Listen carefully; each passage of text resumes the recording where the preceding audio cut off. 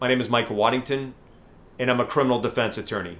I have been aggressively defending military service members for over 20 years. If you or a loved one are stationed at NSA Charleston in South Carolina, and you're suspected or accused of any crime under the UCMJ, such as an Article 120 sexual assault or sexual harassment, and your career's in jeopardy, then reach out and speak with one of our experienced military lawyers today.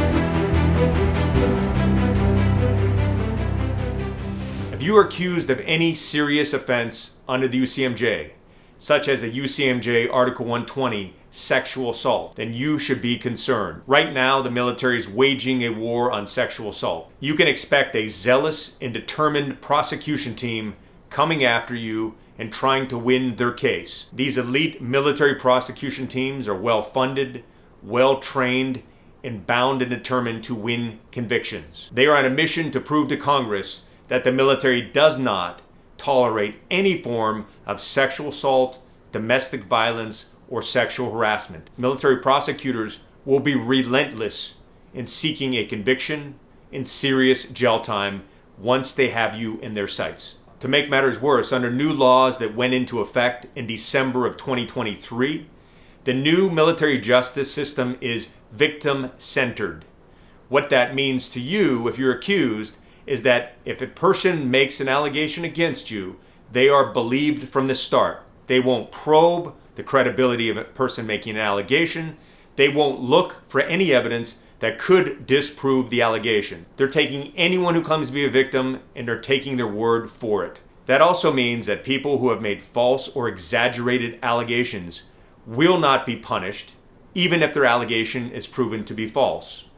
If anything, they may be allowed to retire and get military benefits for military sexual trauma, even if the allegation is proven false in court. You can expect to encounter law enforcement trained to start by believing. Therefore, you're presumed to be guilty once the investigation has started, and the law enforcement and prosecutors will act accordingly.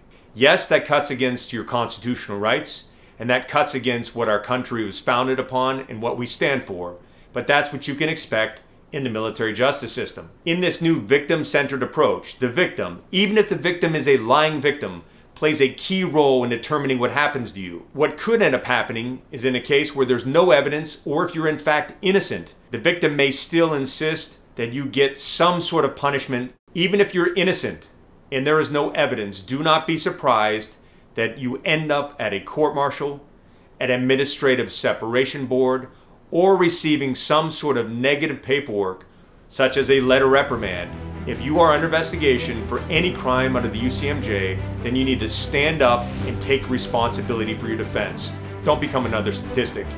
Don't play the victim. Don't sit back hoping that someone comes to the rescue or that things are going to work out. It's time to stand up, fight for your freedom, fight for your career, and fight for your reputation.